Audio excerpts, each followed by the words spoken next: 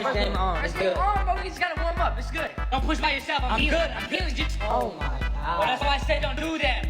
Hey everyone, Thordan Smash here, and today we're going to be talking about some more Season 19 news, and some sad news unfortunately, as it looks like we won't be getting a new weapon, and what that means for reactives and also heirlooms going forward in the future. It's kind of a weird combination, but we're going to cover that. We're also going to go ahead and give out 45 bucks. All you got to do is like, comment, subscribe. You guys know the drill, but without further ado, let's jump into today's topic. So when we look at Season 19, it's important that we actually look at some trends leading up to it that lets us know a lot about what's going on with the state of the game. If we look at earlier seasons, it's almost every single season that we get a new weapon, with the exception of Season 5 and Season 7. All the way up to Season 11, there had always been a new weapon except for those two that I just mentioned. However, from Season 12 to the now Season 19, it appears we've only gotten one new weapon, and that is the Nemesis in Season 16. And this is pretty interesting because it doesn't look like we will be getting a new weapon this season. There was nothing on the website whatsoever, and Respawn has stated that they're only going to add a weapon in when it becomes very convenient, but they are actually running out of new weapons to add into the reactive category for the Battle Pass system. Kralrindo actually threw up this mock with what season a weapon actually got a reactive, and the only ones left are an Alternator, RE45,